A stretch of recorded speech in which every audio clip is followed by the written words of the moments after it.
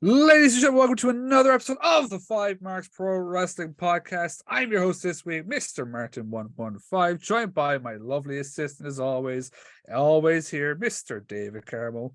How are y'all doing, everybody? So, we're on a bit of a roll now. We've gone from the Sem to Bittersweet Josh, now to, honest to God, one of the biggest stars in Irish wrestling right now, currently with OTT Wrestling, and the inaugural Hard Knox Pro Wrestling World Champion, Mr. deThatched, Terry Thatcher. Terry, how are we doing?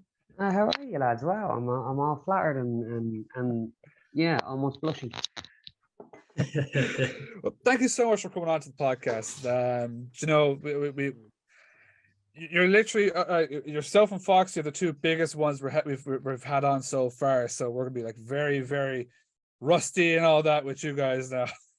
It's a pleasure to be here. Yeah, I heard the Fox. I listened to the Foxy one as well.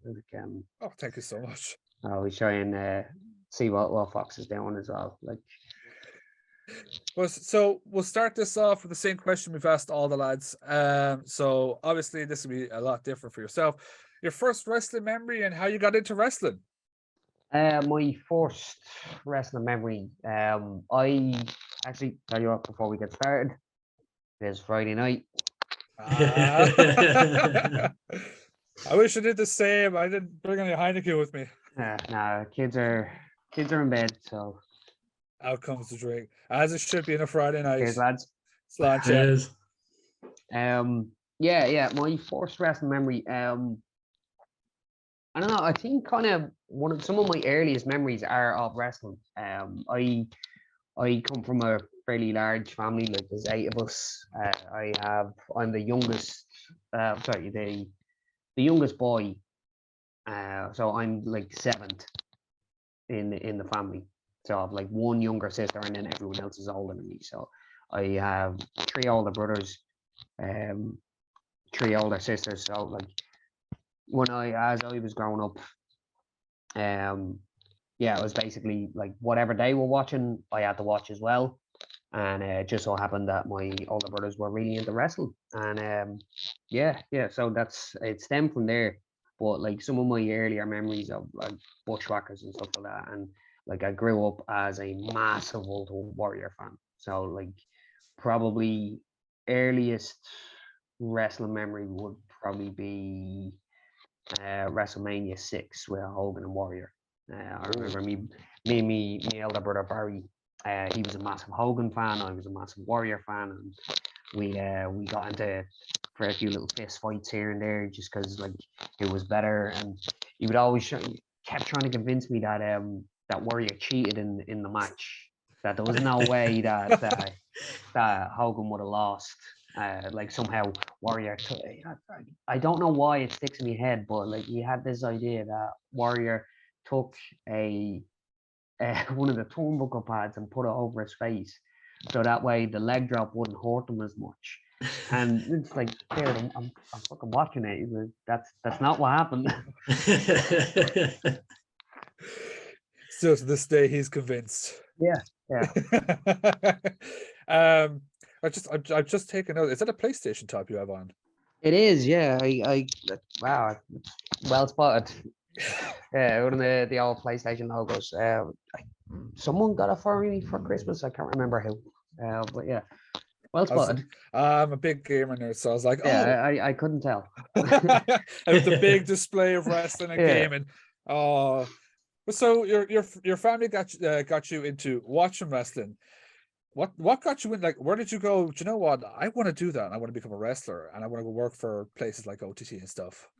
Well, obviously, like growing up in the 90s, there wasn't anywhere over here to train, or there wasn't a scene or anything like that. There wasn't even really a scene in England, which would be in the closest place. But like, yeah, I grew up strictly a WWF fan, like through the whole new generation and all that. So like guys like Bret Hart and Shawn Michaels, they were my guy.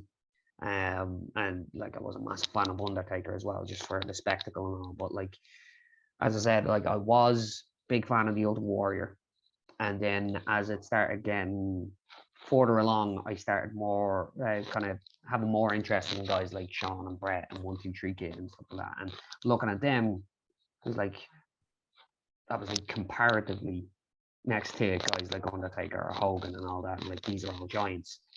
Brett and Sean are a little smaller, so I was like, huh, like they're small lads. Well, like I said, comparatively small lads.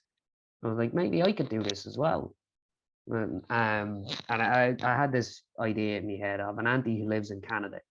So I was like, you know, I'm gonna finish school. I'm gonna move to Canada.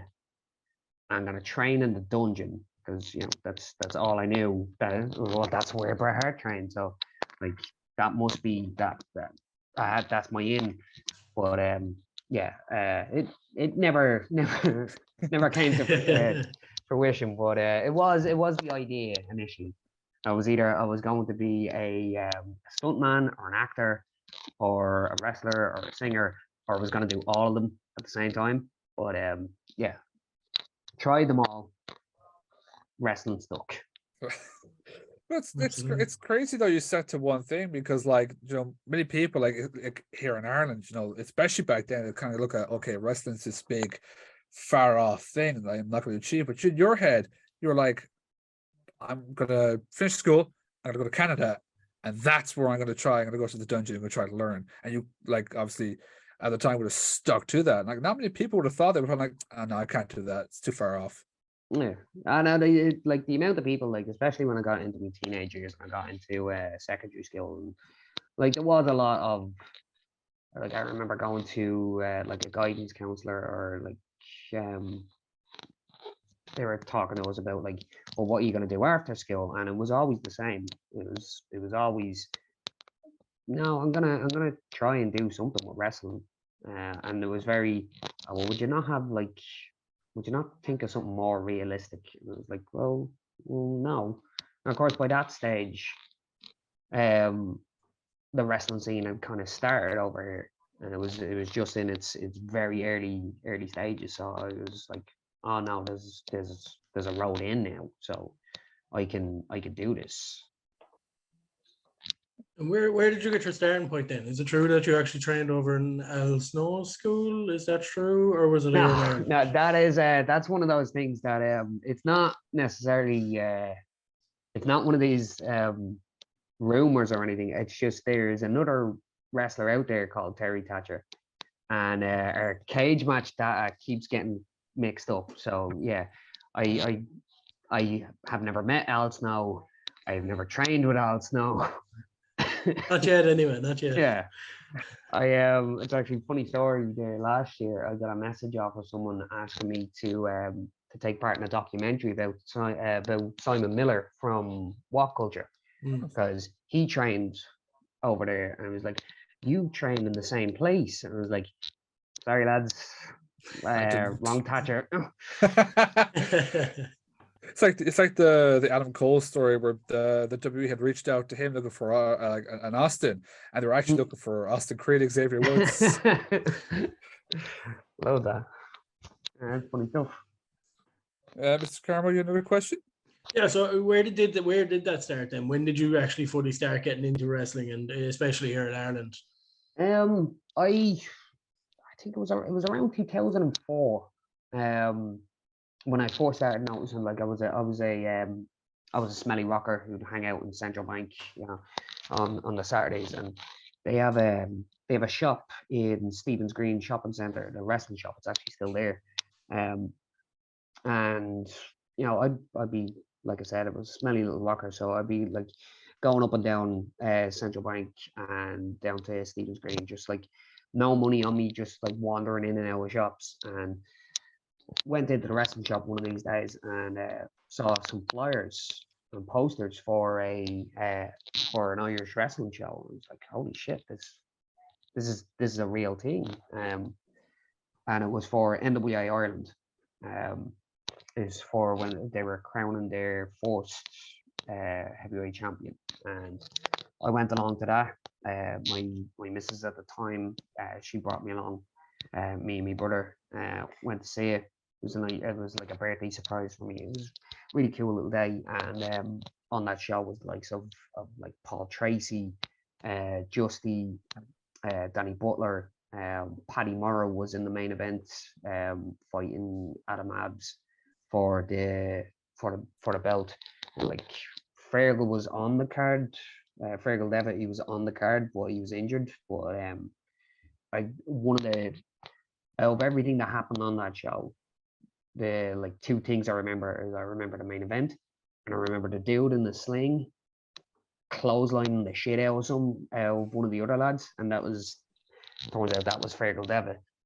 So yeah, like left an impression on me. And after that, then it was okay. This is something that can be done. And me and my mates we'd always get together on the weekend, and for whatever reason, we'd always end up in my back garden, and we'd have like mattresses. If anyone was throwing that out, it would end up in my back garden, and we'd have our own little matches, and we eventually had our own little backyard fed, which I say it was a backyard fed. It wasn't. It was us having a laugh with each other, and I didn't see it that way at the time. Looking at it now, like it was just a laugh. But like back then, it was like I'm writing down storylines, and it was like, no, we have to have this match next week, or else you're gonna mess up the entire storyline. I took it really serious. Well, yeah, it was a bit of laugh though, and that's it's kind of stemmed from there. Then that I started finding out about other places, other schools. A couple of months later, I went to an IWW show, and this was also around the time when the wrestling channel started on Sky, and IWW had a TV show and all. So it was like, okay, this is a really like a viable option now. And yeah, I went to this super show in the old SFX theater. Like main event was AJ Styles and Christopher Daniels for the X Division belt. Jeez. And again, like these are actual proper stars that I've seen on the TV. So like I was losing my shit for it as well. I brought my nephew. It was a cool little thing where like, this is my first real experience with like, I guess what you would call an indie crowd, because half of them are chanting for AJ and half of them are chanting for Christopher Daniels. And my nephew, who's a little kid at the time, he's chanting for AJ, and I'm chanting for Christopher Daniels, even though he's the heel, because that's I'm a smarky wrestling fan, so I have to cheer for the heel. Even though I had only gotten a picture with AJ earlier on and like proper marked out for him. It's like, dude, you're so fucking awesome. I'm gonna boo the shit out of you later, but you are so cool. But yeah, during intermission of that, I went up and spoke to some of the boys around the ring, and the head trainer, Darren Burge, the head trainer of their school, he was there, and I got into a brief little yap with him, and he was handing out flyers. I took a look at them, and like, okay, this is something I could do. On top of that, a mate of mine had started going training, and he was on me to, oh no, you should get down, you should come down, you should do it, you should come down with us one week. And eventually I trekked down, walked into this like little kind of lock-up facility, and it was like, wow, there's an actual ring, and there's people doing body slams and suplexes and stuff. I'm like, cool, where do I sign up? Like, right here, have you got your €60? I'm like, no, I don't. I have €10 because I heard it was only €10 for a class. Like, yeah, but it's 60 for insurance. So my first day down, I couldn't do anything. I could only just sit and watch. But even then, a couple of the lads came up to me and it was like, it's actually, you might learn a bit from just even watching. So by all means, stick around. So yes, I sat and I watched the class, and then a few months later, I came back and I had the money, and off to the races from there. Not too bad. So obviously then you go through your training, and I'm not sure if you remember. I asked all the guys this now, but do you remember taking your first bump at all and what that was like? I don't necessarily remember the first bump, but I do remember kind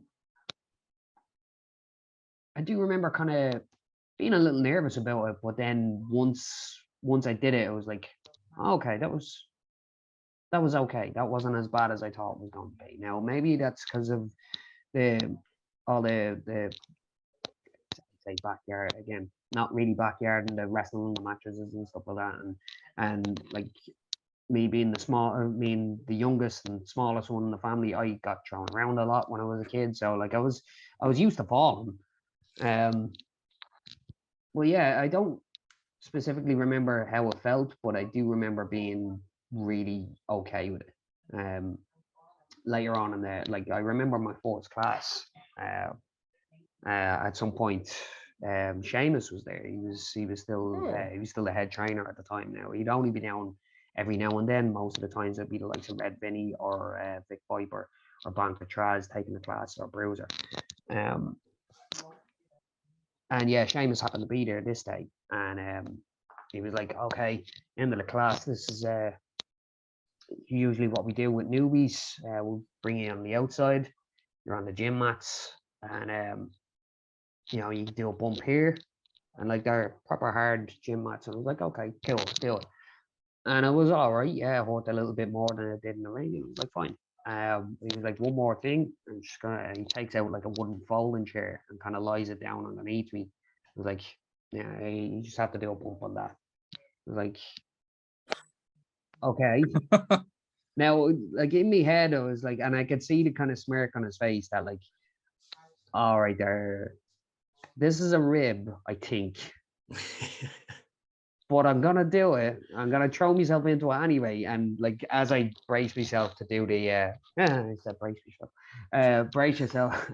As I get down into position to do the bump, I could see out of the corner of my eye he was taking the chair away. But like, so it just a funny little story from the first class, and I'll just say it kind of stuck with me all these years later. Could also been a test as well, you know, like if he's willing to take that bump on that chair, he's willing to stick to this. Yeah, and it was just kind of see what my reaction would be to them saying that, and yeah, I was like, okay, fair enough. Got anything else you want me to bump on? Here's a table if you don't mind. I know Karma's got a question about your first match, but I just want to ask you, because you just mentioned like obviously Seamus down there at the time would have been Seamus Chastity. Who else would you have been like trained by, with like people that obviously now we're seeing on such a big stage, or even people who had been on the big stage before? What kind of names were you trained by? Let's see, probably like in the later years, Jordan Devlin, and I've trained with Valkyrie.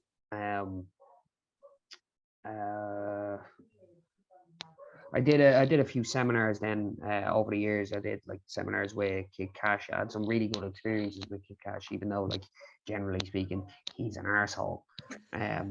Well, yeah, I always got along with him, apart from that one time when I locked up with him, and he was very, very angry at me because I slapped him on the neck.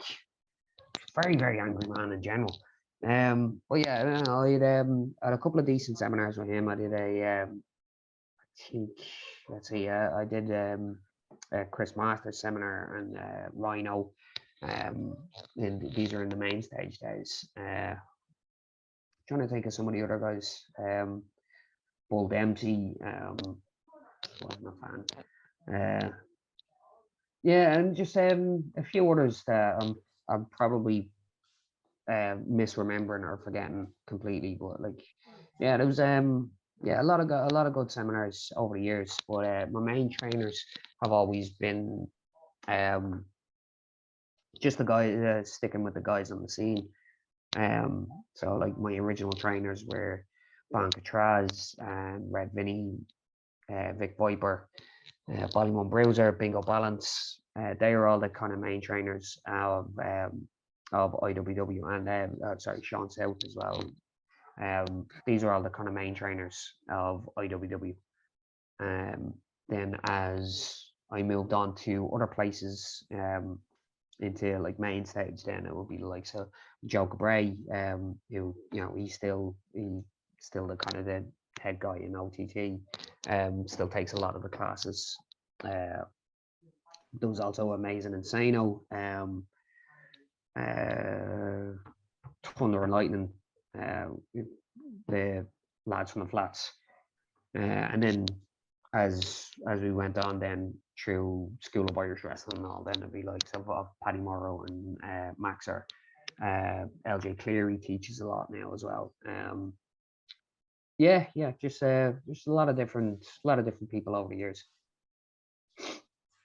100%. And then obviously you went into your first match, which was with Irish Whip Wrestling at the time. Do you remember your first match, and do you remember even finding out that you were going to have in your first match? Oh yeah. I remember finding out a few weeks beforehand that I'd be on the show. I'd came to a couple of shows to help out and whatnot, and started meeting some more of the other guys that I wouldn't have saw at training. I met the owner and all, had a very awkward interaction with the owner. I gave him I was told to give people the old worker handshake, so it had to be a light handshake. And here I am, like 3 weeks into training, and I'm giving people like this veteran handshake where you have to be as light as possible. And it kind of gave me shit for that. But I had only been training for about 4 or 5 months when I found out I was going to be on the card.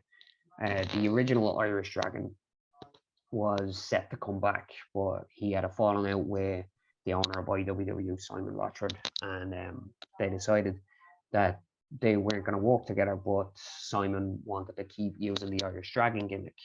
So he needed to find someone to replace him, and Bam Bancatraz was, as I said, he was one of the trainers there, and he was like, well, Terry can do it. He'll be perfect for this. So I got a shout from Evan Manson. He gave me a call, said, "Here, we're going to put you on the show. I need you to just get some kind of generic kind of black trunks or black shorts, anything, and some kick pads, some elbow pads, whatever you need. We have a mask here for you. You're going to be the new Irish Dragon." And I was like, "Oh, fucking hell, this is that's pretty steep," because I'd seen some of the Dragon stuff as well, so it was like kind of big shoes to fill. I was kind of set. I was put at ease a bit because my first match was going to be with Ballymun Bruiser, and that's we trained a lot together. He's still a good mate of mine now as well, and I knew it was going to be a nice, easy match. He'd make me look like, allow me to do some cool bits, but like he'd completely take control of the match, and he absolutely did. And I swear to God, it was the quickest 8 minutes of my life. It was like all this build up, all this anticipation, like finding out weeks before, finding out we're going to be doing this, like going down and training, getting some of the spots down, and thinking that like, oh, okay, like all the build up of the entire day, and then we're like in and out, and it's done. It was so quick, it was so easy. And I was just like, okay, that's one down. When's my next match? And obviously, you come to teaming with Space Cadet, or as everyone knows him, Mr. Foxy. Yeah. That was a good time. I didn't do. There wasn't an awful lot in IWW because like it would be matches kind of few and far between. For the first year or so, I was on a lot of the cards, but then it kind of started slowing down. The Space Cadet thing. Poor old Niall. He was he went through the mill with gimmick names, like Mickey Magpie, then Malachi Magpie, then whatever else, and then just I don't even know if he was given the name Space Cadet beforehand. I think we had a show in Clondalkin, in our hometown, and it was just down the road.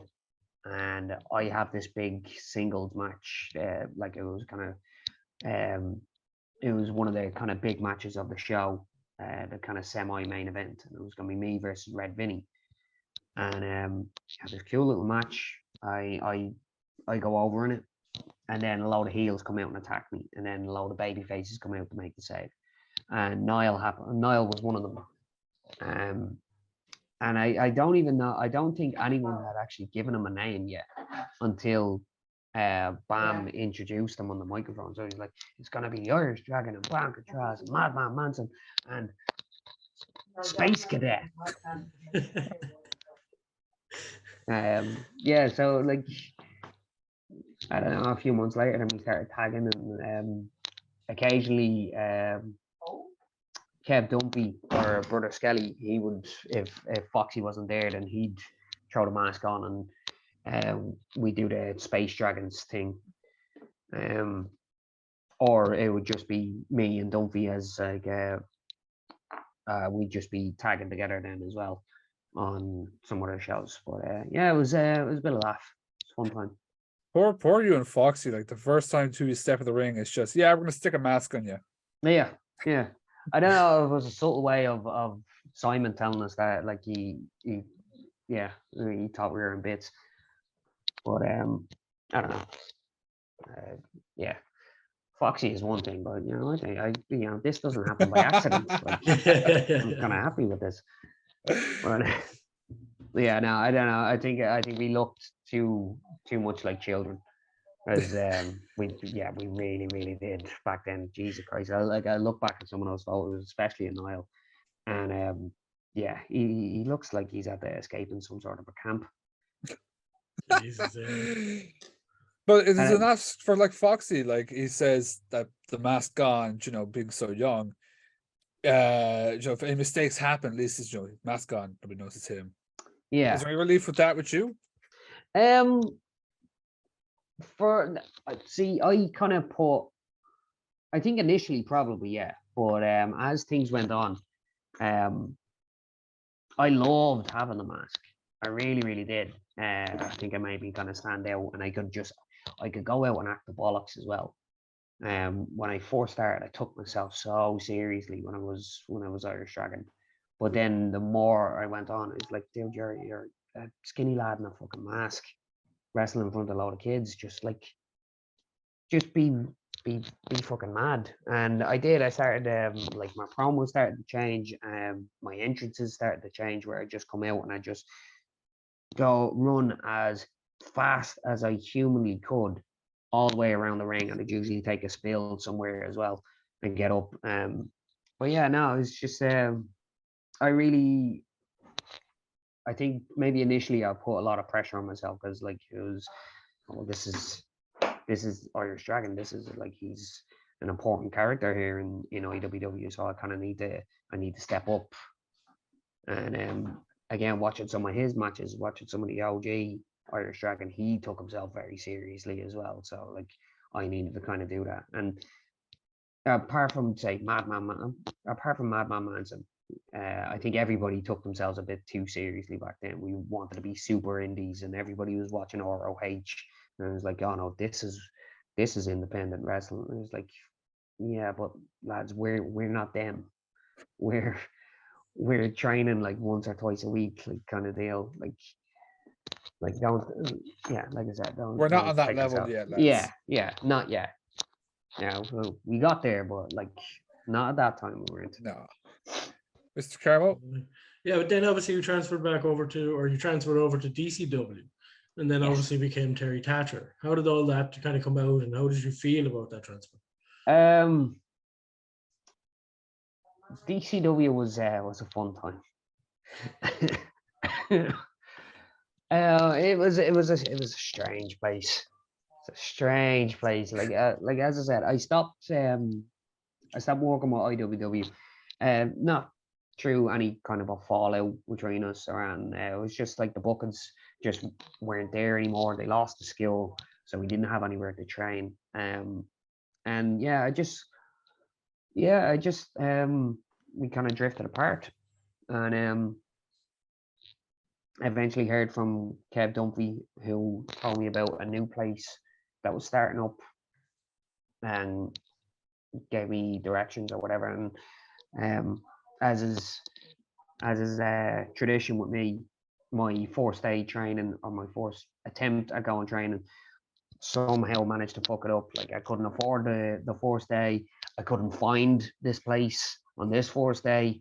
Eventually got there like 2 weeks later or whatever it was, and there was a dude there who was starting up a new promotion called Dublin Championship Wrestling, and I'd met a couple of the lads that he was going to be using, and it was just like, okay, I'll I haven't trained in a while. I haven't had a match in probably a year, but okay. I've still got the gear at home, so cool. He invited me out to him and his associate's apartment, which one of those that, like, out of context, this sounds really weird, but I showed up at this dude's apartment and he took photos of me without my shirt on and with a mask on. And like I said, out of context, that sounds fucking weird, but it's wrestling, so it's okay. Turns out it wasn't okay, because like he ended up getting arrested for like being a bit of a dirty creep. Well, anyway, that's besides the point. DCW was, for lack of a better term, DCW was a fucking shit show. Lads, they were the guys running it. It was like they were doing like GM mode on the old SmackDown games or something like that, where they just like be pushing random on things, and like, we're gonna have a street fight tonight. Like, why? Because we have a door here that we need to break. Like, oh, for fuck's sake. It was just they were trying so hard to bring in all these storylines and gimmicks and stuff like that. And like, I remember the first day I got there, and the dude standing in the middle of the ring, and he's got an actual script in front of him, and he's and this is like for a battle royal, and he wanted everybody, you've got to be eliminated at this time, and you've got to be eliminated by him, and it has to be done this way. It's like, it's a fucking battle royal. Nobody, like, half the people aren't gonna see all these details. Just like, get people out of the ring. In the last four, maybe you could tell a bit of a story then, but like, he's having every single elimination needs to be storyline orientated, and it's like, nobody knows who the fuck we are yet. Like, this is the very first match of the very first show, and you want to create all these stories, and like, nobody knows who the fuck we are. But we just went along with it, and it was like, fine. And first match in this promotion was me and Ballymun Bruiser as well. It was fun, and once again, they wanted to do this storyline angle between me and Kev Dunphy from like years ago, and like, again, two people in the crowd might be aware of what this story is. It didn't last very long, because the dude in charge was just a fucking idiot, and he just kept pissing people off, and he pissed off his entire roster, and then eventually, like, he was pissing off the other promoters in the country. And like, he got into a fist fight. He got punched by Phil Boyd one night because he threw a drink at him. Like, well deserved. Like, the lad was just. I think Foxy said it as well, and I'll reiterate it. The one thing that they did right was they started using social media to promote shows and to promote angles. It's just there was too many of them. There was too many angles, and everyone had a story. And like Jesus Christ, the fucking security guards were characters on the show. It was just, Surprised the fans weren't. Oh, someone hooked into aware. this. Someone aware. My missus was brought into a storyline because I'm having a match with one of the owner, he wanted to be like a heel GM. So like the fourth show, haven't even got onto the fourth show. Like the fourth show, they had Danny Deans as the hometown hero, and they have this big street fight, and he gets beat up at the end of it, and loads of people torn on him, and there's loads of torn on him that they were baby faces at the start of the night, and now they're heels, and like this owner guy, Dave Long, he like buries him under the Dublin flag and tried to burn him and stuff like that in the middle of the ring. And this is, at no point is this advertised as an over 18 show. So there's kids in the crowd as well. And almost every promo, and there was a lot of them, there's guys cursing and saying whatever the fuck they want. And like they're trying to kill lads in the end of the show, and they're trying to burn flags and stuff like that. And it's so much. Like even that a few months later, they did an angle with Ryan Smile and Pete and Damien Dunn, where they ripped up the Irish flag in the middle of the ring, and there was some people in that crowd who were not happy about that. Like they were like one of the guys, I think he was actually the ring announcer. He was just like, he went up to Dave and it was just like, you need to get them to apologize, or else I'm leaving. I'm taking all my equipment with me, and this is halfway through the show as well. He was like, I'm leaving right now, unless you get those people to apologize for what they did. Like it was a near riot. It could have been, but yeah. It seems like he was going for very like let's go for the like over exaggerated shock factor almost. Oh, absolutely, yeah. And like the thing is that they had a following, it was a small following of people who were coming back every month, and after the first few shows, then they really started catching on with some of these angles and storylines, because again, they were utilizing Facebook and they were utilizing social media to promote these matches and put promos up and highlight videos or whatever. So in that sense, like some of it was working, but they were never going to last. They were never going to grow. Just because, like as I said, they're promoting wrestling shows, but not dictating whether it's a family show or it's an over 18 show. And there was plenty of people that went to some of these shows that were like, absolutely not, and took their kids out halfway through the show. They were just no, like that's, you can't be having kids in the middle of it and in the crowd when you're doing this sort of shit. And yeah, and like kind of hold me hands up that I did a lot of stupid shit in that. Like I had, like as I said, I had my missus get involved in it. Like even then, that wasn't necessarily planned. We did a spot where I'm fighting one of their lads, one of his henchmen, and in order to distract me, he around Dave, he grabbed Linda out of the crowd, and then I had to go and save her or whatever, and accidentally he kind of a little bit exposed her a little bit as well. So like we had to have words after that. Like it was an accident, but yeah, it was like again kid show and like just all this madness going on, and like she ended up getting involved in a storyline and all. And on top, aside from all of that, aside from all the fucking batshit craziness there was, as I said, they utilize social media, which, you know, that's what OTT, that's what everywhere is doing now. So they were the first in the country that I know of, at least, that were really utilizing that. For me personally, I had some of my most fun matches. I had a couple of great matches with some of the lads there. Like I got to walk with Ryan Smile, which was amazing. Like that lad, he was one of the best I've ever been in the ring with, and especially up until that point, he changed how I was looking at things, because like he was like a super, like he was an indie walker. He was a proper indie walker, and we got to do an angle with him as well. Like we got to have a bit of a story, a couple of matches back to back. So I was really happy I got to do that.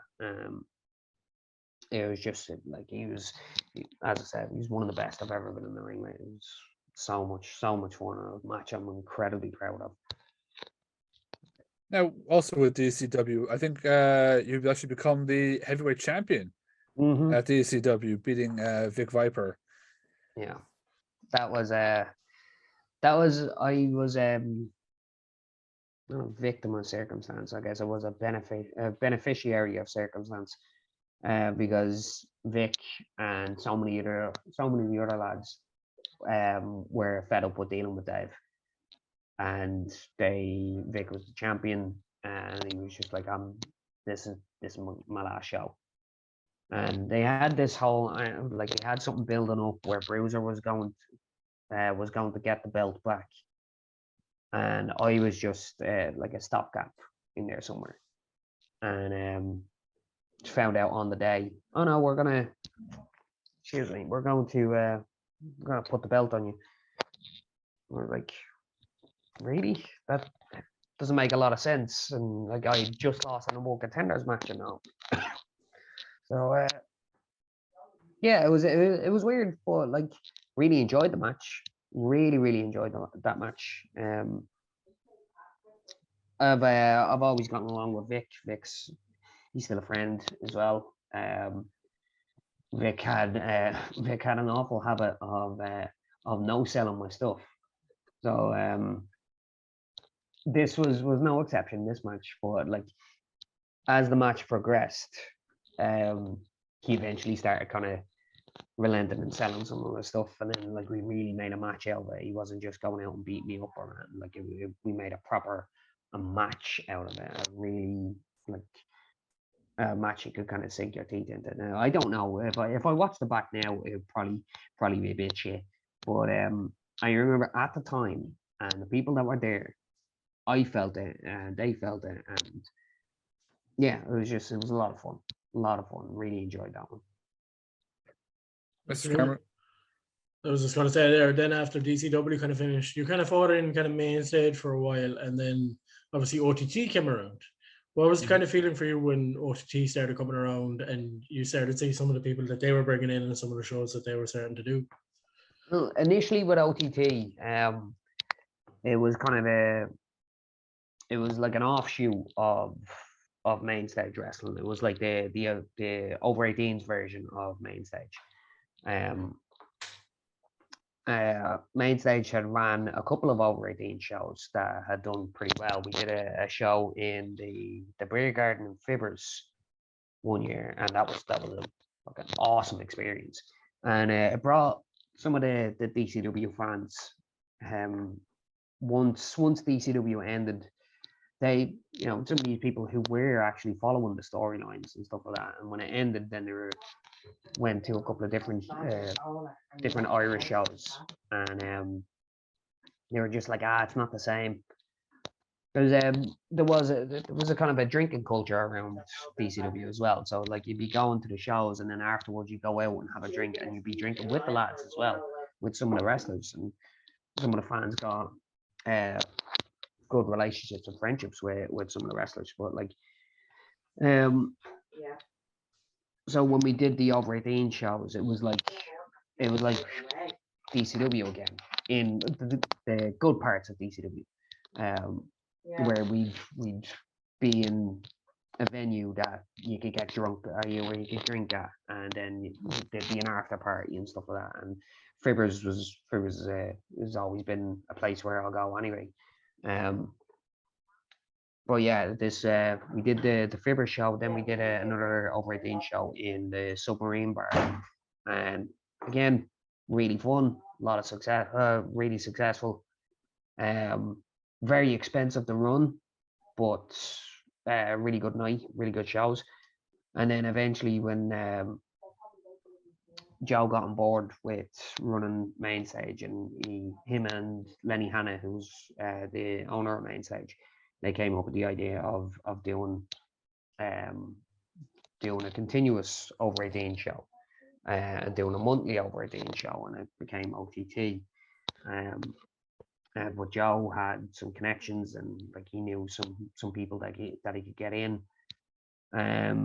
and like the fourth show, and he wanted to do these outlandish gimmicks. So he was part of the wards, and then you had the lads from the flats, and just some of these mad gimmicks. And then right in the middle of all of it, you have Pete Dunne versus Ryan Smile, and that match really kind of opened all of the Irish lads' eyes to go, oh shit, that's what wrestling is now on the independents. And like those two lads were like can't miss whenever they touched. They're just so good together. Amazing separately, together they were magic. And yeah, it was a real kind of eye opener for all of us, because we'd spent the past few years just doing from town to town, doing your simple kind of house show, not house shows, kid shows. But yeah, this is proper indie wrestling. It opened everybody's eyes. And I think everybody kind of started picking up their game slowly but surely. We all started kind of picking up our game to try and keep up with them. But yeah, it was amazing. I initially wasn't 100% sure what OTT was going to be. I don't think any of us could have saw what it would become. But yeah, no, I was happy to be a part of it. I didn't get onto the show until like a few months in, and that's when Terry Thatcher came about. Absolutely. Skimmer? And then came around then was, I suppose, a big moment for you was probably Contenders 9, where yourself and Scotty Davis had a match for the OTT No Limit Championship. How did that match come across to you? It's obviously hailed as like one of the best matches in OTT by a lot of fans and stuff like that. So like, how did you feel either both going into that match and also coming out of that match? A lot of pressure, because by that point, OTT had become a super indie promotion. One of the kind of the bigger promotions in Europe, and one of the most regarded places, and like everyone wanted to walk there. And like my whole run in OTT up until that point had been a bit stop-start. Like when I first came in and I did the skinhead gimmick, I really loved my intro promo, my introduction and all. But it didn't last. I don't know, it didn't stick, or maybe I just wasn't committed enough to the gimmick. So yeah, I was kind of off shows then for a bit, and then Contenders came around. Contenders came out of we were doing a weekend long seminar with Joe and Paul Tracy, and I think the Kings of the North were there, and Justy, and just some of the guys, like the real kind of veterans of the scene. And it was more for younger talent from up and down the country, just to come down, show some of the people, the head honchos, show them what you have, and at the end of the weekend there would be a show. And I hadn't, like as I said, I hadn't been doing much, hadn't been really getting booked, so I said I'd go in for it. I'd take part in it. It was actually funny. Bonesaw came up to me at one point, and like I'm doing one of the drills, and he's looking at me. He's like, "What are you doing here? Surely you should be teaching some of this as well." And I was like, "Yeah, well, wasn't asked, so I guess I'll just be over here." But no, like I've never had an issue with that. Like I'll always still consider myself, like at least partially, I'm still a trainee as well. Like I'm still always going to be learning. I'm always willing to learn. I'm always open to be taught as well.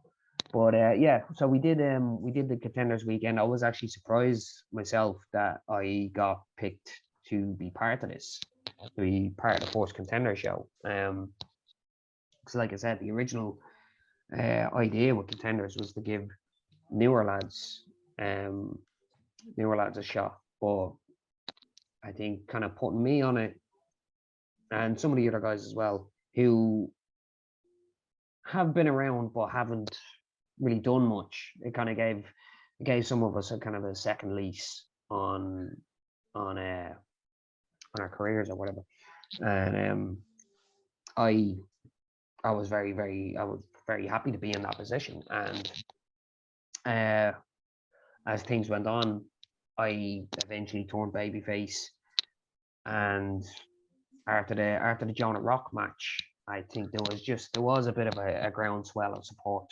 Like obviously everybody was all could see everything with Scotty Davis, that like he was going to be like the top guy. He was eventually going to be, and like I think everybody kind of had a peg down that like once they did this tournament, it was like as soon as it was announced, it was like, oh well, Scotty Davis is winning that. I think everybody kind of knew that, or at least had that in their head. So yeah, once I had the Jonah Rock match, I think it opened a lot of people's eyes, and like, okay, then it was an organic groundswell of support. So it felt really cool, but like going into it, I was convinced that I don't know Scotty's winning it. I mean, like I've had a good run, but I'm here to put Scotty over, and I'm happy to do it. But yeah, found out on the day that like in Joe's words, and I hope I'm not pulling back the curtain too much here, but in Joe's words, he's just like, if we don't pull the trigger on Thatcher now, we never will. So we're gonna go with Terry tonight. And Scotty was fine with it.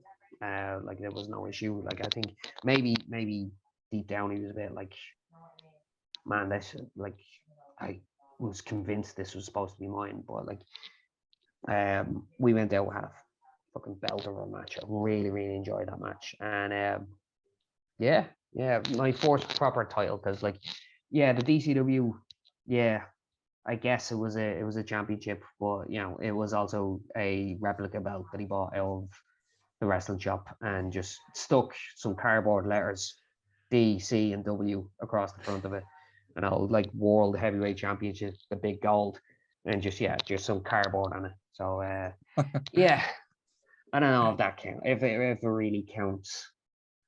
What a beautiful belt that must have been.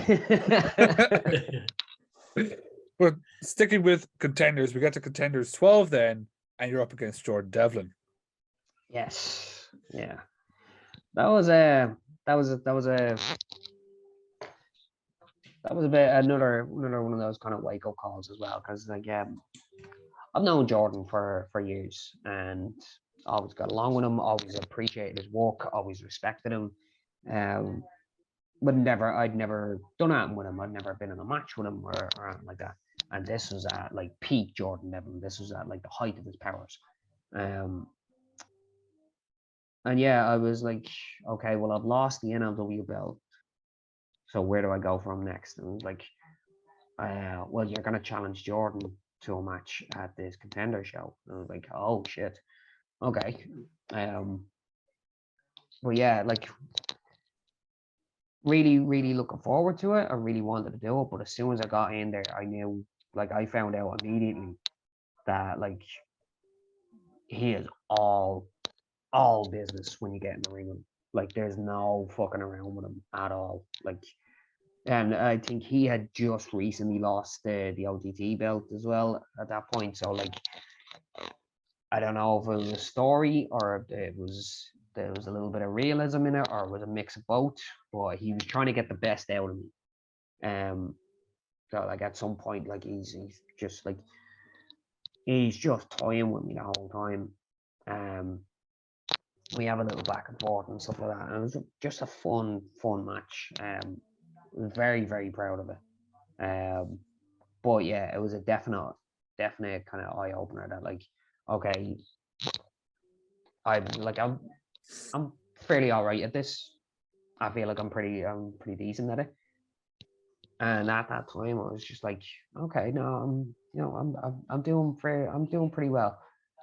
I'm here. Jordan was way up here. Like he just fucking outclassed me on every level. And like in a kayfabe sense and in a shoot sense, like in a legit sense as well. Like he just like being in the ring with him kind of forced me to step up my game in that sense as well.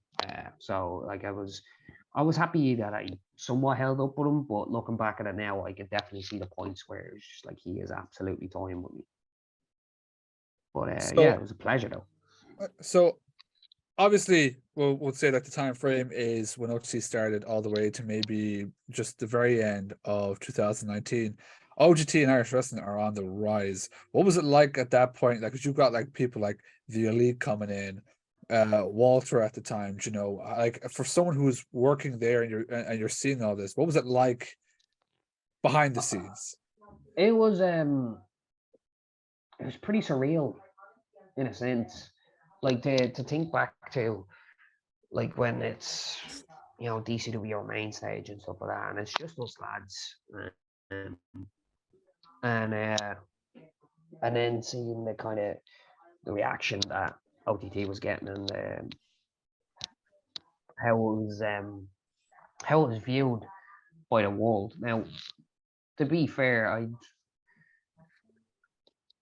I've never really gotten kind of like starstruck or anything, if you want to say it. Like, because I've shared locker rooms with some real kind of high profile names over the years, and like only looking back at it now, where I can kind of go, holy shit, yeah, I actually did. Like there, when was it last week? Well, not last week. It was Wrestle Kingdom. A couple of weeks ago. 2 weeks ago, I think it was. Yeah. I saw the Osprey promo at the press conference, and just like really taken aback by it. So much so that I actually sent him a message. I sent him a DM, just saying, "Hey, look, mate, I don't know if you remember me or anything, but we shared a couple of locker rooms in OTT. And I was just like, you fucking fire promo, best of luck tomorrow, you're gonna fucking kill it or whatever." Just and thinking nothing of it, that like, it's the day before one of the most important matches of his life, and he actually he messaged me back then, and I was like, "Oh yeah, of course I remember you. Thanks for all the support and stuff like that." And I was like, "I'll see you around or whatever." And I was like, "Oh shit. Yeah, I actually have spent some time with some of these people. So like some of the biggest names in wrestling. Like I remember getting, after the Scotty match, I got a message off Fergal as well. Like he put us over in some in an article or an interview, and he talked about how good the match was, and like where people to keep an eye on, and then like getting a message off him saying like, dude, just keep doing what you're doing or whatever, and just like knowing that, yeah, I'm a small part of a big wheel, but some of my contributions don't go unnoticed or whatever, and it's a nice feeling knowing that, like, of course I remember being in the locker room with some of these people, but some of these people remember being in the locker room with me as well. It was just like, oh, okay, it's a weird little confidence boost. Which I'm 35 years old. I'm at this for like 16, 17 years maybe. But yeah, I still get kind of taken aback by stuff like that. That like, yeah, like I don't know, like there is some recognition out there for me as well, in even in the smallest aspects, in the smallest spaces, like even like I said, just even a message, kind of, yeah, a little bit of a compliment spin from that. So, like with all the people coming in, as you said, like it's not often you get very starstruck because you have shared the locker room with a lot of people. Is there? I asked this question to Foxy. Is there any like one person or one act that you guys the OTT booked and you went, "Oh my god, we got them"? Probably RBD, just because like, of all people, I just was not expecting that. I was not expecting that, and like, briefly got to speak to him on the day. He was warming up for his match. I was walking around backstage, and I was just like walking past him as he's stretching, and I was like, dude, I can't miss out on this opportunity. And turn around and it's like, mate, it's a fucking honor to share the locker room with you. And he was just, thank you. And that was it. And then I had a brief conversation with him later because my missus was harassing him. I say harassing him. She was he was at the bar, she was at the bar, and she just wouldn't stop talking to him and complimenting his legs. He does have nice legs, though. Does, in fairness, he does. So He big. does. And a good match against Scotty Davis, he had that now too. But then obviously coming to the end of like 2019 into early 2020, we obviously got hit with the pandemic and COVID and stuff like that. Mhm. How did COVID kind of affect you from obviously going on such a high run then to obviously just nothing, obviously not being able to wrestle then for the bones of a year and a half, a bit longer? How did that kind of affect you? It fucking sucked. I remember being down at training, like the week before lockdown, the week before everything got shut down, and just everyone having this kind of bit of a somber conversation and a somber kind of look on everyone's face of just like, do you think we're gonna get shut down? And it's like, no way. And LJ was there. It's like, no, they cannot do this. They can't do this. I've got Pac. He's like, there's no way it's gonna shut down. No, they're gonna shut down on my birthday. It's like, no, not a fucking hope. And then the next day we found out that, like, yep, we're shutting down. And it's weird. I had actually taken time off before we went into lockdown, so I hadn't actually had a match since like the end of 2019. I hadn't had any matches because my missus was heavily pregnant at the time, so like she was about to drop. So I was like, you know what, I'm gonna take the last couple of months of her pregnancy off, just in case she goes in early, in case anything happens. She was not having a good time at all during the second pregnancy. So I was just like, you know what, I'm probably better off, like, because what happens if I'm in Belfast and something goes wrong and like I'm like 3 hours away? Like, I can't take those risks. So like, I'll just like take me out of the storylines, take me out or take me off the shows. So there's no, I'm not going to be leaving anybody hanging. So just take me off the shows. And I was actually due to come back. My first match back was going to be Scrappermania. I was part of the of like a big kind of 8-man that would turn into a 4-way or something like that. One of those kind of mega match deals that they did in the last one. I was due to come back for that, and then lo and behold, didn't happen. But yeah, lockdown. It's weird. I kind of miss lockdown sometimes, especially when I'm getting on crowded buses, and I was like, "Fuck's sake, why? Where's your masks?" I miss masks. Like, I don't really, but like at the same time, kind of do. I think we all get. I think we all get like that though. It's like, God, I miss when people would just stay the hell away from me. Yeah, back off.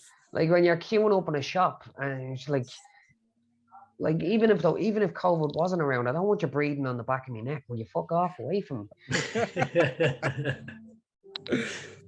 That is very true. Now I might mess up the timeline here with the next two questions now, but I think obviously we come back then from the pandemic, and I think you have your match with Omari.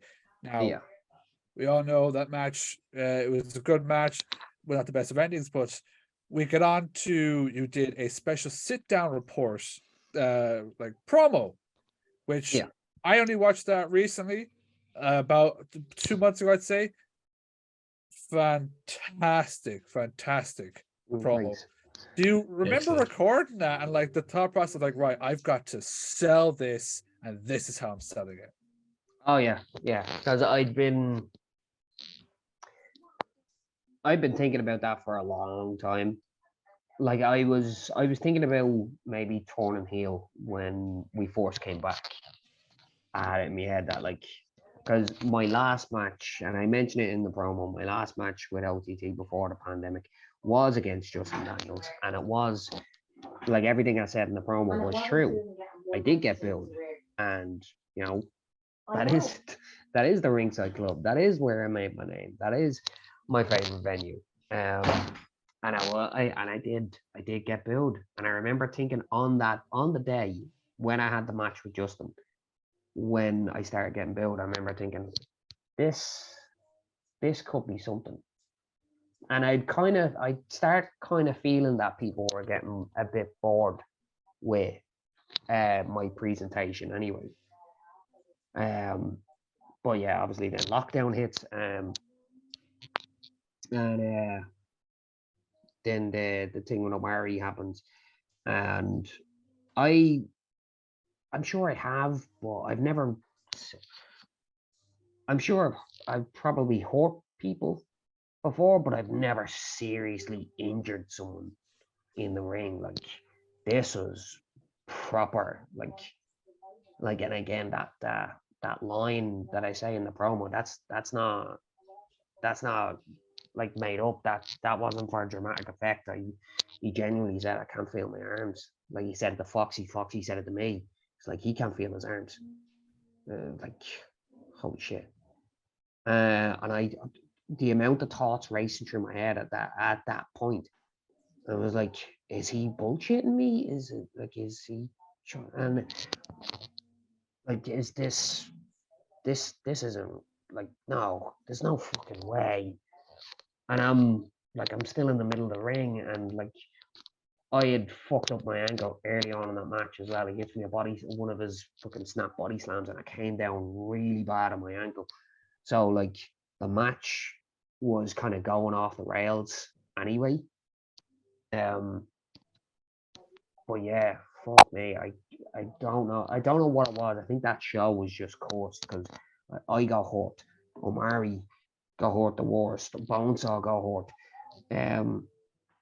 It was just such a backward show, that first show back, because we had all the restrictions were there, and everybody had to be seated apart, and everybody had to be tested as they're coming in, and Foxy had to wear a mask, and Dennis had to wear a mask and stuff like that.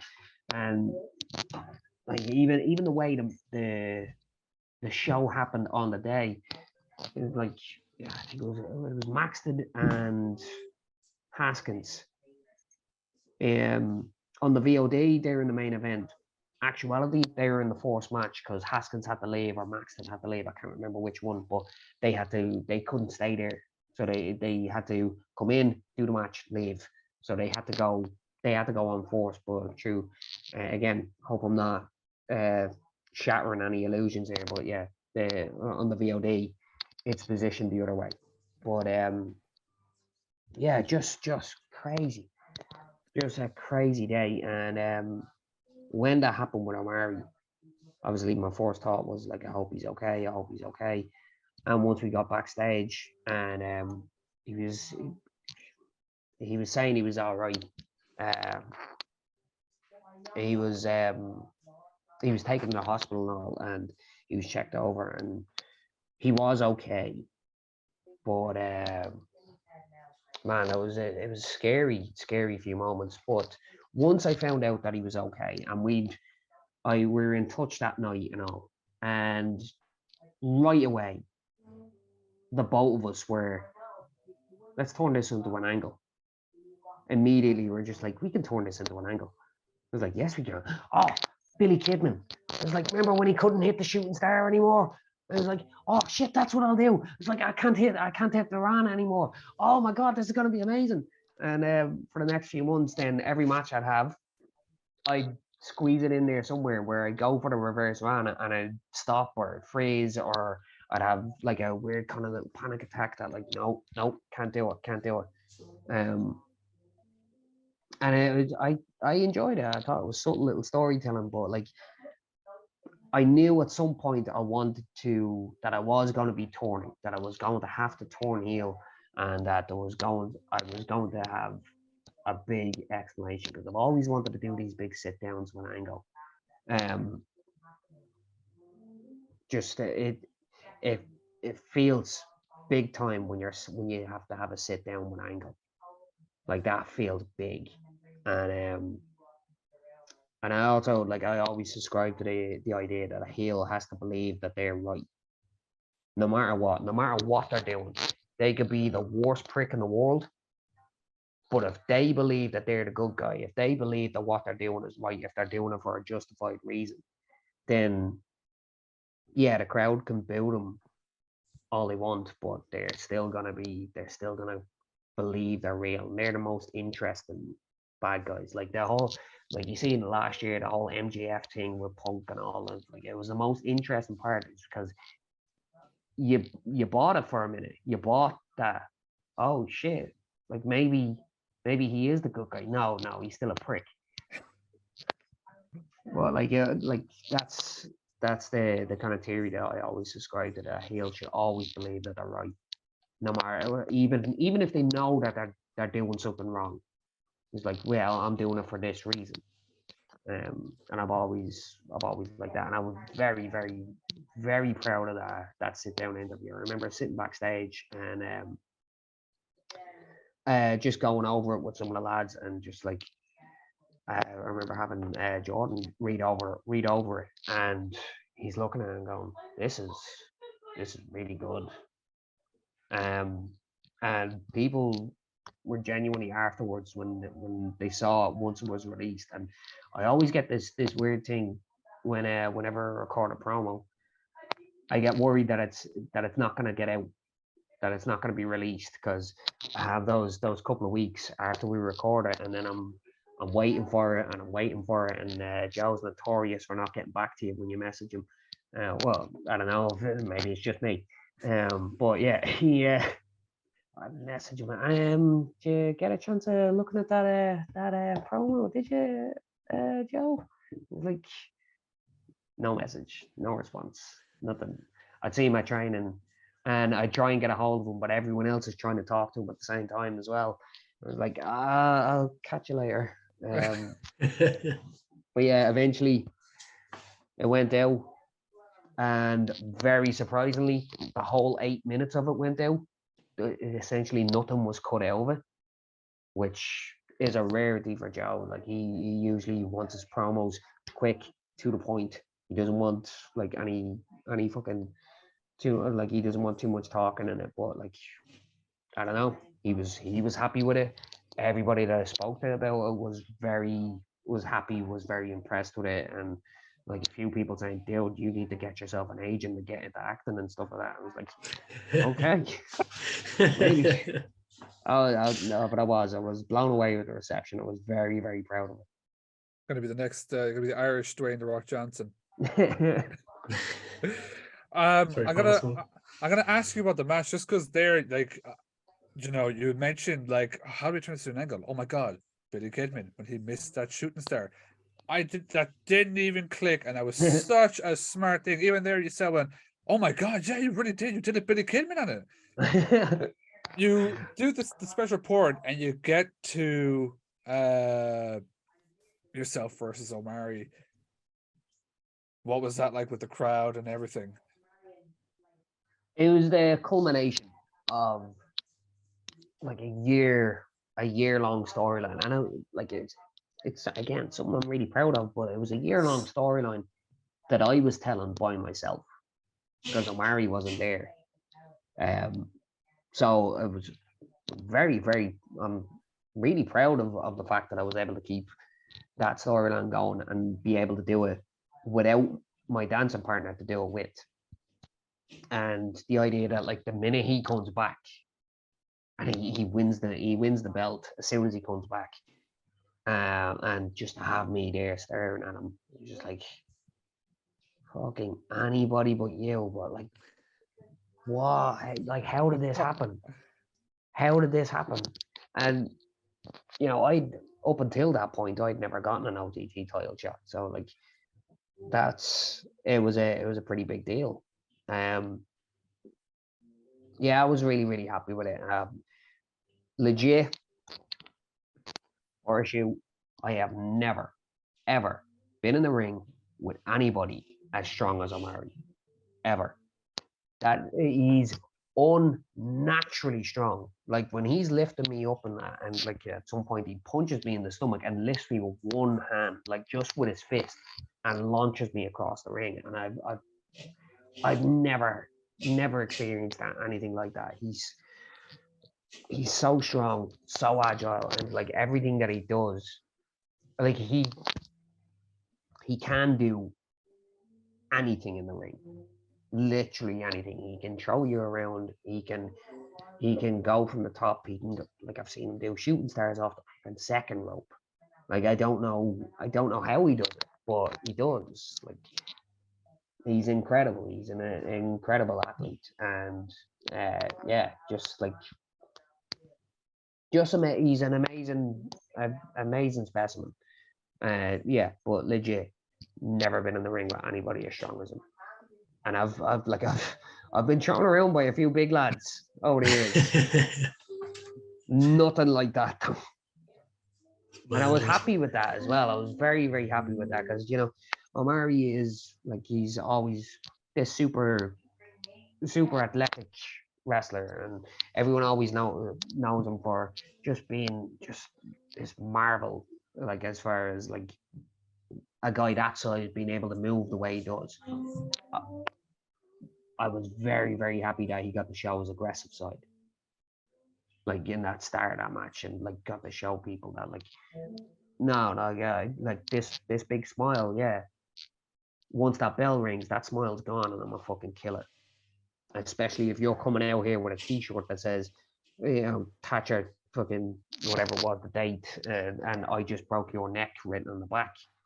He's like, absolutely, he's gonna come over here and he's gonna tear that T-shirt off of me with one hand, which prick still owes me a $5 for.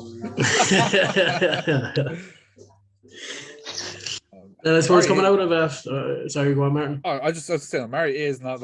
I've seen Amari wrestle twice, and twice he's scared the absolute hell out of me because he's gone for that shooting star twice. I saw him at the School of Wrestling. I saw him the 8 year, and twice nearly landed on his head. I'm like, one day I'm gonna watch him re-break that neck, and I'm not gonna be happy.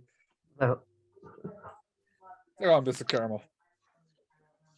Yeah, so I was just going to move on past that. So obviously now, shortly after that, and during that time, you've obviously started the detachment with the likes of yourself, Steve Savage, Raven Creed, and newly acquired Noah Walker.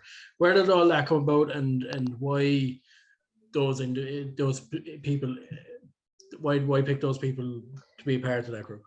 A couple of reasons. I think initially it was an idea for me and Steve to start tagging. I don't know, like there's another element to that, but that might still happen, so I think I'll keep that under wraps for now.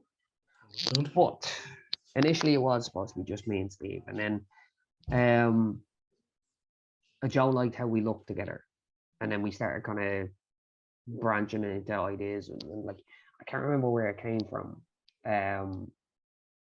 Someone said it to me, and then I suggested it to Joe. I was like, what about Raven? Imagine like adding Raven to me and Steve, and become a faction. And I think he was kind of toying around with the idea of us being a faction anyway, of adding some more members. And I suggested Raven, and he was all on board with it. And I think stylistically, in our appearance and in our in-ring styles, I think we kind of gel well together. I haven't spent a lot of time up until that point. I hadn't spent an awful lot of time around either Steve or Raven, and like I'd been to Phoenix, and when Raven was down in OTT, would come up to OTT, then like we'd say hello, we'd hang out or whatever. But yeah, I shared a few locker rooms with them in Cork and in Limerick. Yeah, they seemed sound. I got to get into the ring with Steve last year, and really enjoyed it. It was real fucking intense. He's really intense when he's in the ring, and he's so sound and cool backstage, but he's so fucking intense when he's in the ring. And he's like, cool, I like this guy. And yeah, we just kind of, once we had it in our heads that like it's gonna be the three of us, then it was like, okay, no, I like this setup. I like how it looks, and we like set up a group chat where we'd be talking back and forth and pitching ideas about how the gimmick is gonna go and what kind of gimmick it's gonna be and what kind of characters we're gonna be, and why we're doing it and stuff like that, and music and our appearance would be and how our entrance would be, and it's really it's everybody kind of pitching ideas to each other, and like it's not me saying, oh no, this is what we're gonna do, like even though it's portrayed that way, but it is really, it's a collective effort, and now adding Noah in now as well. He has input now as well. Noah is still very new, so at the moment we're kind of keeping him as like our kind of bodyguard type. But hopefully over time, then he'll start getting in the ring as well. He get more involved in matches. But yeah, for the time being, we're having Noah in our diesel position, as we call it. So like he doesn't have to do much, but when he does, it means something.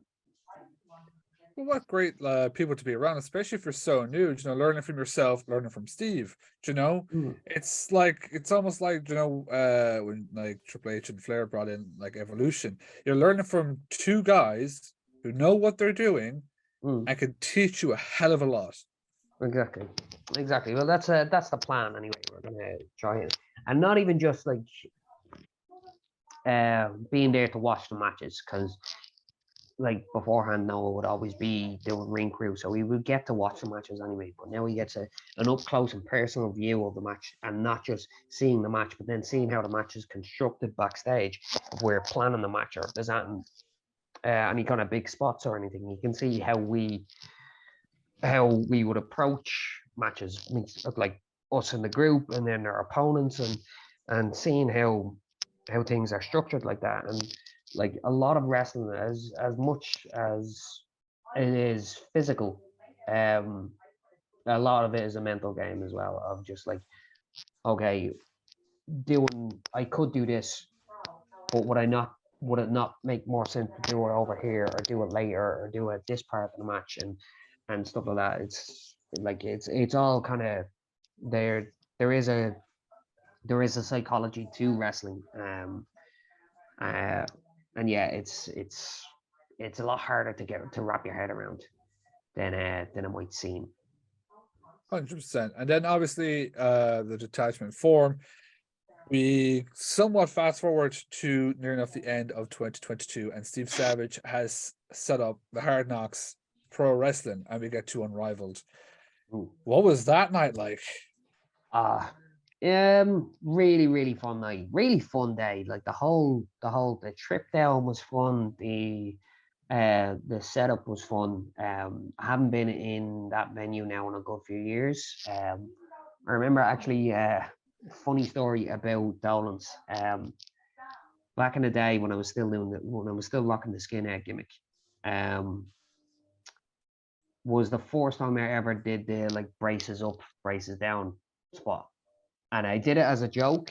It was a match with me and Fabulous Nikki, and it was a bit of a comedy match. And we did the whole like, I was doing Kurt Angle, and I'd pull the straps down, pull the straps up, and I pulled them back down and put on an ankle lock like I was Kurt Angle, and then we ran through the like Hulk Hogan, Shawn Michaels finish, where he gave me the big boot and I got up and bounced and did another somersault and stuff like that, and just fun little stuff like that when the cameras aren't rolling. And yeah, it was from there that I kind of started doing the brace yourself gimmick. But yeah, really, really like that venue. It was a cool little spot as well. There's loads of little kind of nooks and crannies around the place that you can get some really cool promo pics and stuff like that. really, really, I like the people there. Great atmosphere backstage. Everybody wanted to go out and perform. Real tight and intimate in a good sense. That it's different from any other shows. Like it's got that kind of Tivoli vibe of of early days OTT when it's everybody is in on top of you, but in a good way. But yeah, so long as we still have room to move around, I'm all for it. But yeah, really, really enjoyed the show. Really, really enjoyed my match. I think Sammy Day is one of the best in the world right now. I think he's certainly one of the best in this country. Is just on another level right now, as far as just like knowing when to do stuff in the ring. Like he's an absolute ring general. And I was very, very proud of that match. Very, very happy with it. And getting the nod that I'd be the first champion, be the first Hard Knocks Pro Wrestling champion. It's not something that I take lightly. I'm very, very privileged that I was chosen to be the one. And it is weird that weird set of circumstances that I get to be the same character, but be a heel in one spot and be a babyface in another. Strange little setup, but hey, I'll run with it. You got yourself a world title, so I can't be too disappointed, There you go. But I'll tell you a few the fun facts of that night. That so like during your match, obviously there was a spot with the merchandise table, and Sammy took a T-shirt. Sammy put the T-shirt on, took the T-shirt off. Mr. Karma here, the T-shirt was thrown to him. That was my I still have that T-shirt. Hope you framed it. I told him he's going to get signed and framed now. Look, just saying, if you're wearing a T-shirt at the next one, you want to throw it in the crowd, I'll be there. He needs it to go to Sammy D one. And then start up a collection. And then just during the intermission, one of Carmel's mates got up to the upstairs part of the smoking area, and like seeing Raven and asked Raven, could you give me a chop? Now myself and Emmett, one of the other marks, were off in the actual smoking area, and you just hear this slap, this mad just bang. We look over, happen, and Raven's there laughing. They are absolutely laughing, and your man is just down like, oh. Good, I taught her well. Nah, fuck that. She didn't learn that shit from me. If that person's listening, they didn't learn from him. It didn't happen. But no, it was a completely different environment as well. As you said, like everyone was very close together, to the ring. Like that's we were literally, if you're looking from the stage on the left hand side, that's the closest I've ever been to a wrestling ring watching a wrestling match. As you said, the main event, very, very good between yourself and Sammy D. You literally could have tore the place down. You went to the merch table, fought up on the stage. You're only missing going out to the smoking area. Yeah, I should have went out. Had a smoke. Had a bit of a break. Maybe during the count out spot. But obviously Unrivaled was a very, very successful show. We're coming up to Unbroken now. Obviously, you're going to be on there. Is there, whoever it is you're going to face it, are you looking forward to it, or what are your hopes for Unbroken? Tell you what, I'll give you a bit of an exclusive here tonight. I'd like to fight Danny Cross. Ooh. Because he got involved in the match. He got involved in my business at the last show.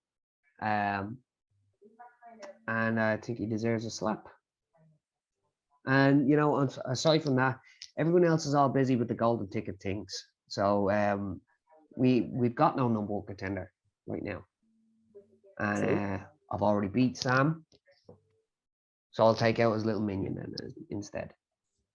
So yeah, I'm calling out Danny Cross, Jay, whatever the fuck he's calling himself this week. Yeah, he wants to get involved in my business. Well, that's cool. Well, now Danny Cross is my business. Balls in your court now, Danny. Balls in Oh, your yeah. court. Clip that and send it to the lads, or like release that, or whatever you need to do. But yeah, Danny Cross, he's the lad I want to fight. He's the lad I'd like to have a couple of words with. What a match it would be 100%. too. And you're dead right. There's no number contender. There's 5 ticket holders. So why not call out somebody? Do you know? Yeah, fighting champion. Yeah, something I gotta do. Some business I gotta take care of.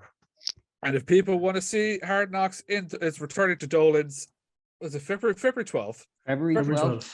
February 12th, 100% Unrivaled was absolutely amazing. Great night out. Come see Unbroken. Come support the lads in Limerick. Maybe see that title defended against Danny Cross. 100%. But look, Terry, we're going to leave it off on one final question. So the one final question is, have you any major goals or anything like that set out for 2023? I don't know. Just want to keep rocking. As I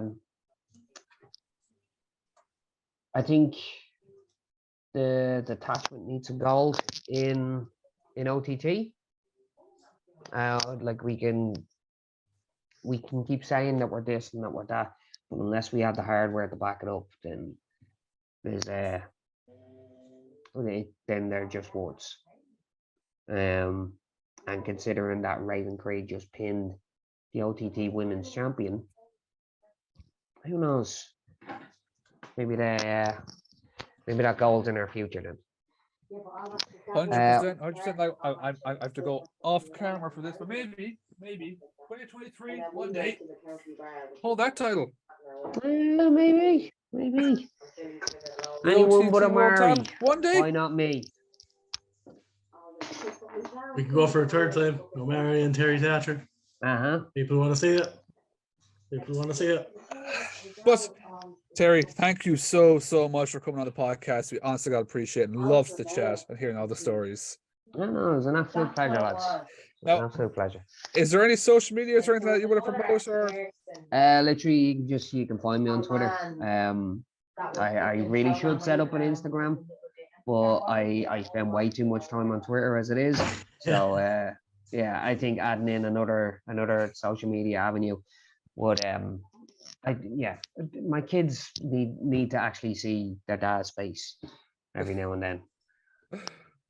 But yeah, you can find me on Twitter under deThatched, or the Punish Mentor, Terry Thatcher. 100% go drop a follow for Terry Thatcher. But again, thank you so much for coming on. If you guys want to check out Terry Thatcher, as we said, Hard Knocks Unbroken, February 12th in Dolan's in Limerick. Obviously you can see Terry Thatcher in old matches, matches coming up on OTT on demand. Terry, thank you so much for coming on. Absolute pleasure, lads.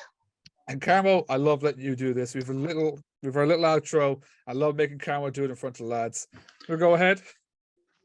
So again, thank you, Terry, for coming on. But this has been it for another episode of the 5Marks Pro Wrestling Podcast. So for this week, we are officially ding, done. Nice.